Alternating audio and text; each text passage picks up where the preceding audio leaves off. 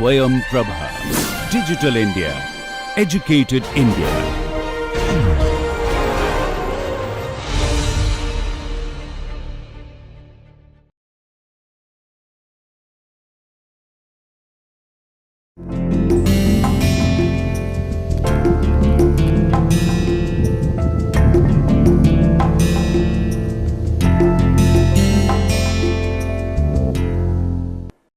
So, we started the discussion about the solid phase transformations in the last class, and I said you that we cannot discuss all the solid to solid phase transformation during this course, but we are going to choose few of them and discuss. The first one which we will discuss is basically precipitation hardenable alloys, in which the precipitates forms from the solid solutions.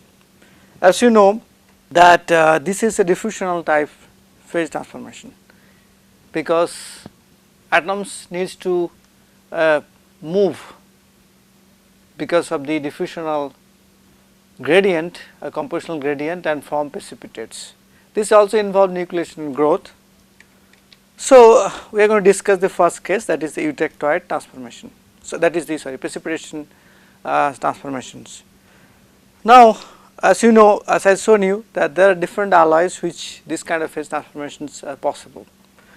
The one which is more predominant is the first one. Okay, this is the case of aluminum copper alloy or aluminum copper silicate alloys, and this is very widely used in the practical applications. So, we are going to spend most of our time on these kind of phase diagram alloys. So, before actually I discuss in detail, let me just tell you that this is a very common phase transformation observed in many alloy systems. It is not only limited to aluminum copper, but many alloy systems this is very common. To give an alloy, aluminum is obviously classic, and these alloys are used in the aerospace industry. The alloy which is named as 2024, these classifications are based on certain aspects which I will not be able to discuss, but these alloys actually contains copper, magnesium and manganese. You see copper content is about 4.5 weight percentage. Then we also have alloys like 6061 and 7075. 6061, well, in the 2024 basically the precipitated phase is S prime, as you see here is basically Al2Cu Mg. Normally in aluminum copper alloy it is Al2Cu and that is known as theta, but in the when you add little bit of manganese, a little bit of magnesium, manganese and magnesium both actually, manganese will be about 0.6% and magnesium will be about 1.5 weight percentage. The phase which forms as a precipitate is basically S prime, that is a composition of Al2Cu, a little bit of magnesium present, and it shows a very drastic change in the properties compared to aluminum. Aluminum has a yield strength about 60 MPa, whereas this alloy has yield strength about 400 MPa. That is like a huge increase.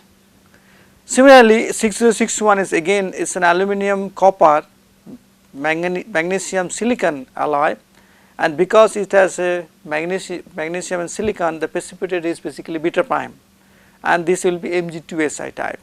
This also has reasonably good properties, but not as good as the copper, aluminum copper, magnesium, manganese.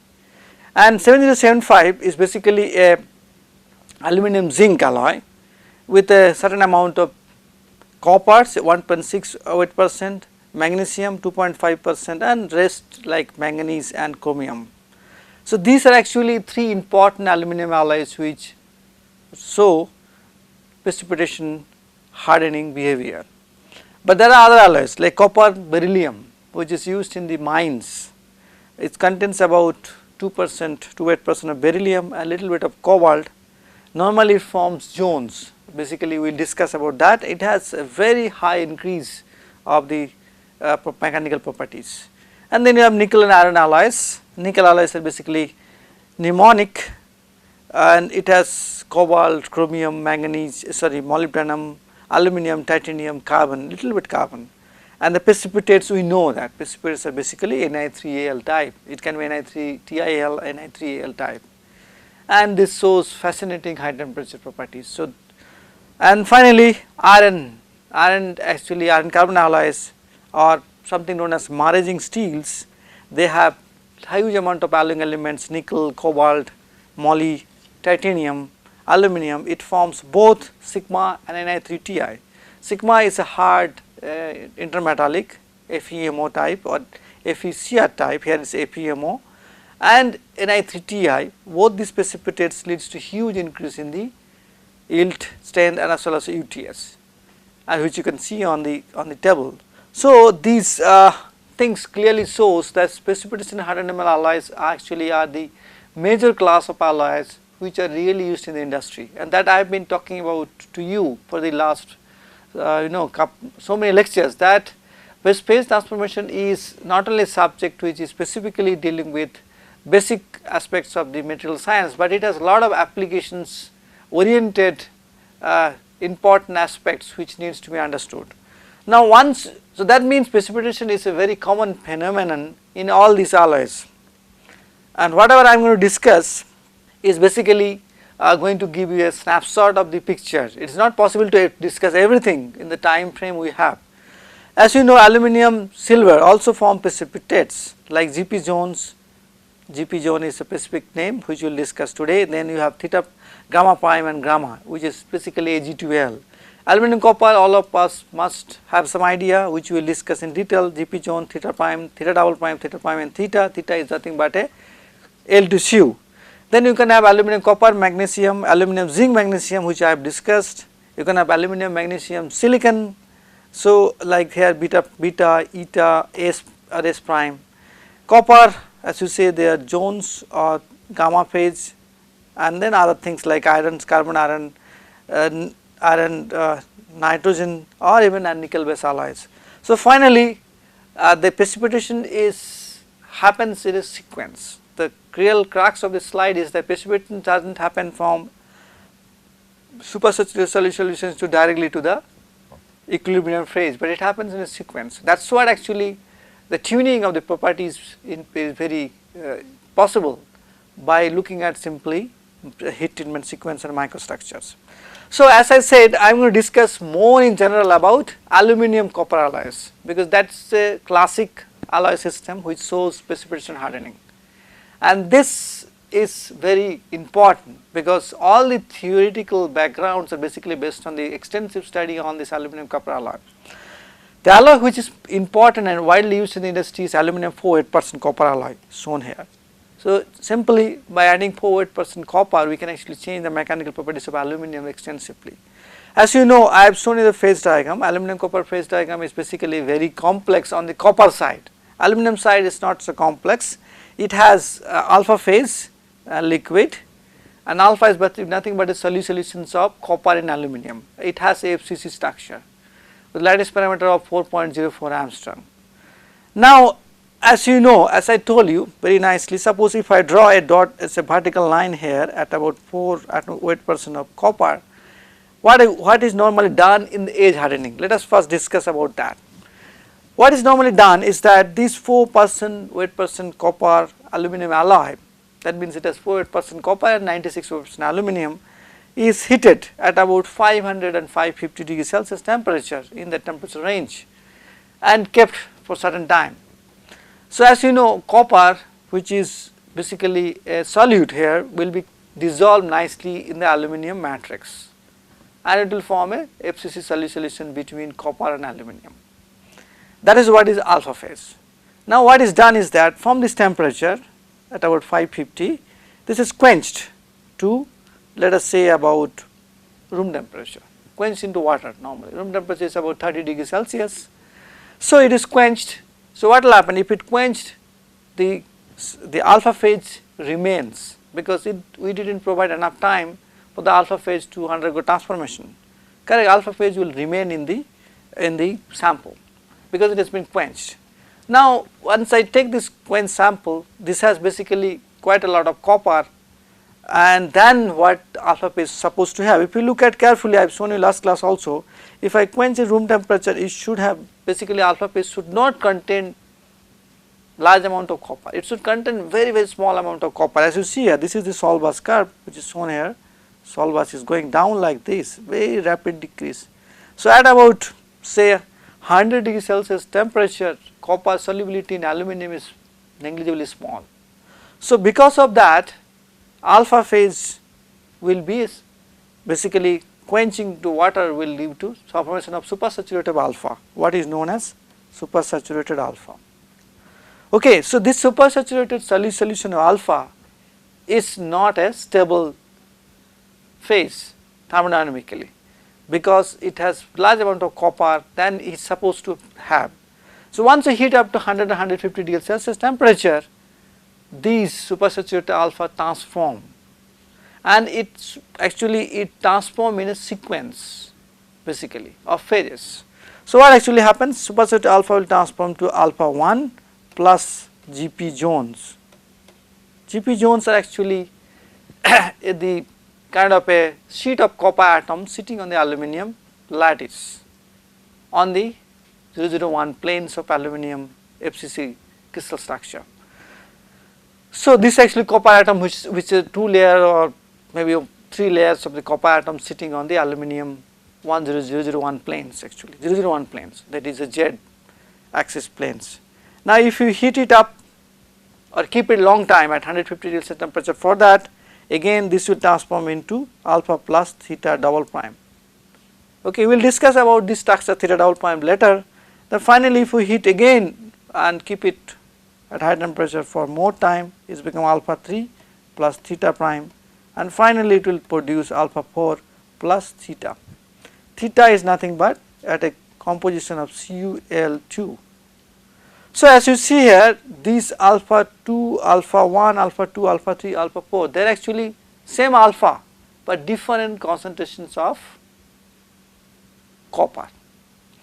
Why? Because as these phases form, these are GP zones, theta prime, and finally theta, which is a basically incoherent precipitates having a body center tetragonal structure, it takes out the excess copper which is there in the supersaturated alpha solution.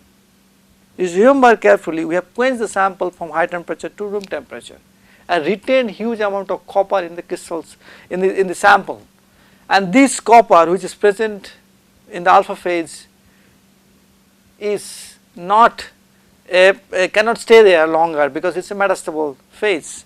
Because of that, it will come out as you heat it up or give sufficient time for the diffusion happen, because we need to provide temperature and time for the diffusion of copper atoms in the sample, and this leads to formation of these precipitates.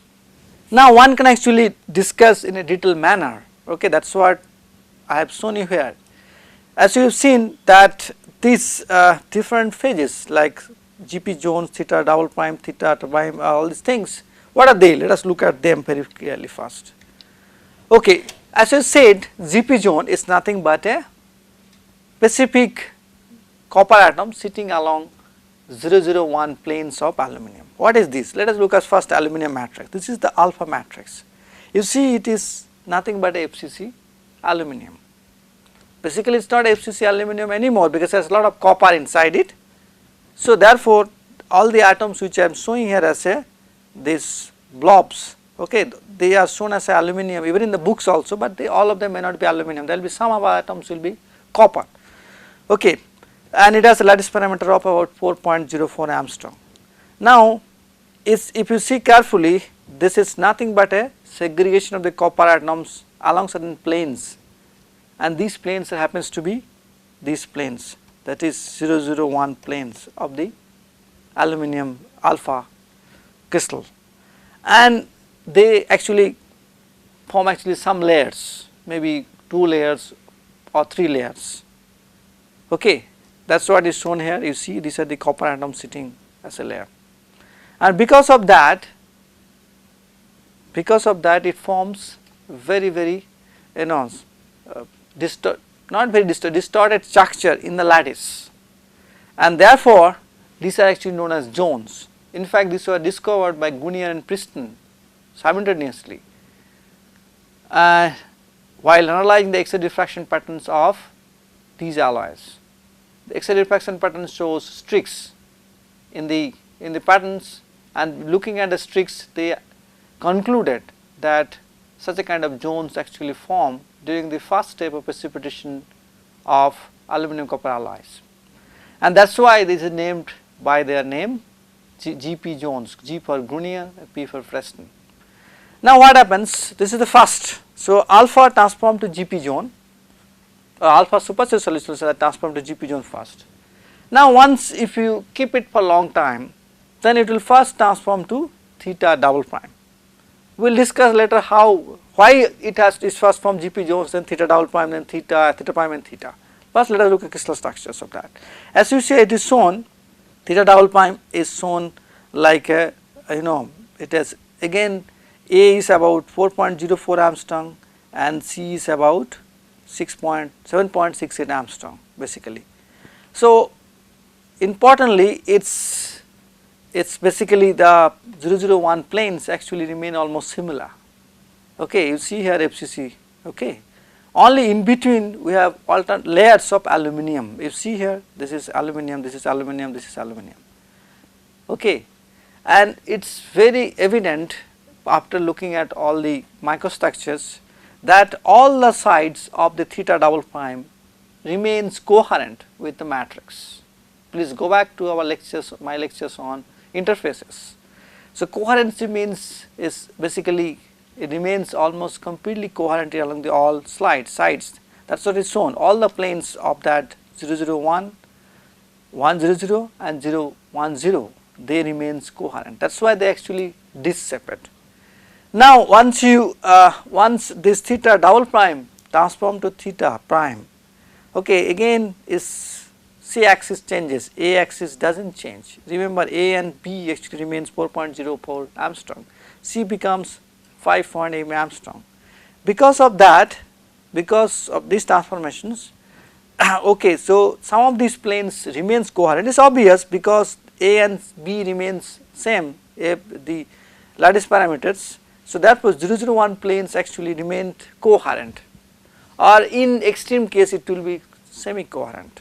There will be some distortion of the planes, but these planes, that is 100, this plane 100 is these sides, and 010 they become not coherent, they become actually incoherent because of the copper atoms nicely sitting on these places.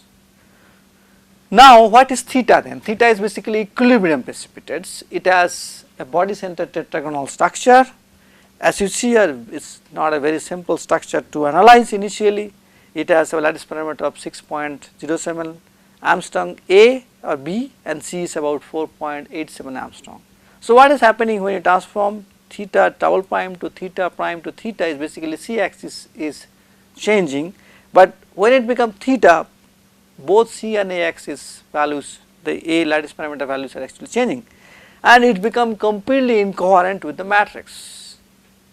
Now if once you have analyzed these crystal structures and atomic positions in these pictures, it is very evident why theta cannot precipitate directly from the alpha supersaturated solution.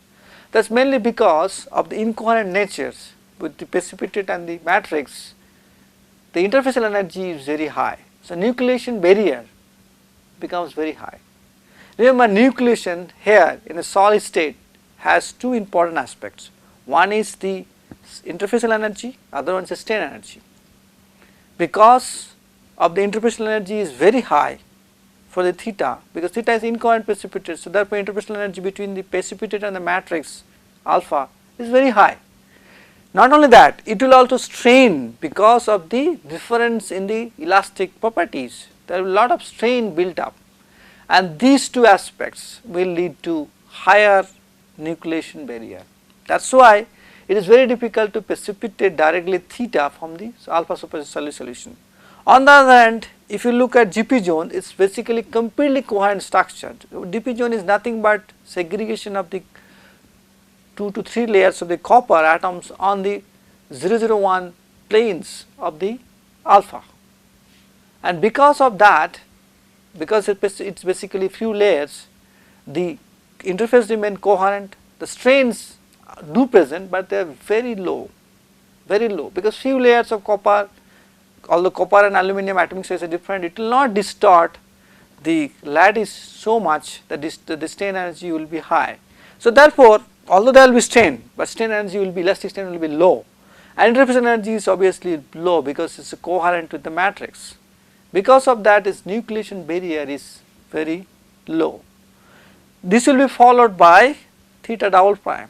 Again, if you look at theta double prime, only all the sides are coherent.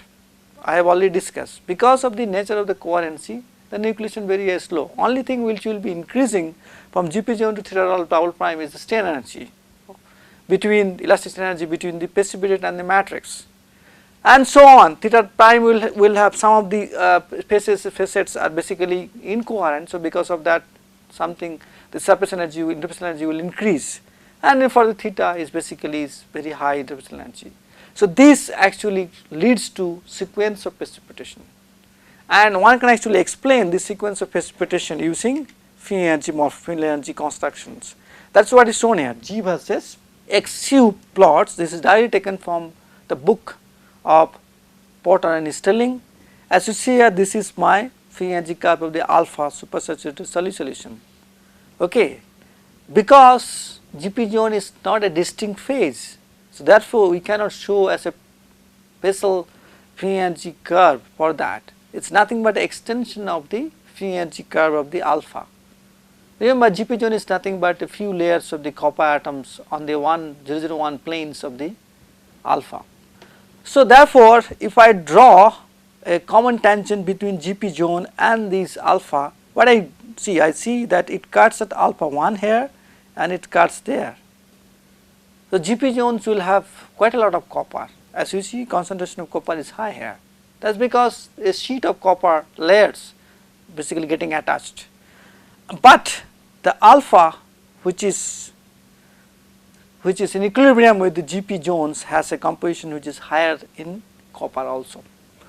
So and the energy difference between this alpha and the GP zone mixture compared to alpha, this is alpha and this is this common tangent will tell you the energy of the system consisting of alpha 1 and GP zone given by this point is basically G0, which is very small. So that will be easy to transform from alpha supersaturated solution to alpha 0 plus GP zone. Okay, it should be alpha 0. I should have written it like that, then it helps you. Okay. Now if I again do it same thing for the theta double prime, theta prime and theta, obviously all of them will have separate field energy curves because they are separate phases. Their lattice parameters are different. So if you see a theta double prime, I can always draw a common tangent between alpha and theta double prime and get the composition of these and these. Theta same thing, theta prime also similar things, and the field energy is gradually decreasing from G0 to G4. So system actually can reduce its energy. So alpha supersaturated solution can reduce its energy by in sequence by forming GP zones theta double prime and theta. This is possible, and that is why this transformation happens. One is the kinetic barrier, that is the nucleation barrier. Other one is the energy decrease happens in a step manner. That is much easier things to happen. Now let me just show you some microstructure before I end this part of the lecture. As you see, this is the microstructure of GP zone, the first one, GP zone. Why? Because they are actually very thin layers of the copper attached to the alpha. So that is why they show only strain contrast in the transmission electron microscope. They do not show a precipitated like morphology, they show a strain contrast because it is coherent to the matrix. Only thing is difference between the phase GP zone and the matrix is the strain developed. Similarly, if I go to theta double prime here, this is theta double prime, okay, or let us write here theta double prime. Theta double prime basically it is coherent in all the three 001 planes, and they look little bigger, and you see this is one theta double prime, this is another one, okay, they are dish-shaped. But the moment it's become transformed to theta prime, they become long. You see here, this is the one, that is another one, okay, and that is another one, you see. and you see there are a lot of strain contrast, spin contours and other things are present, and this is theta. Theta has a very specific separate precipitates, it's a long disc separate precipitates. So that is how actually the step happens, GP zone to theta prime, theta double prime to theta, and theta double prime, theta prime, sorry, this is theta prime, okay, to theta. That always happens in the microstructures. Now if you look at nucleation, nucleation of these phases happens normally at the defects in the microstructures, mostly the defects in the alpha grains. This is the nucleation of the theta double prime on a dislocation, okay. You see here these are the theta double prime, they are forming a dislocation, and there are a lot of precipitates present in the matrix also. On the gain boundary normally precipitation happen more frequently, this is a gain boundary of the alpha, theta has precipitated on the gain boundaries. This is another boundary between two alpha grains, both you can see theta and theta prime has precipitated. So nucleation also happens heterogeneously on these gain boundaries, interfaces or dislocation structures. This is also I have discussed in the last few lectures earlier. And this is basically the naturally observed in the aluminum copper alloy, these precipitates.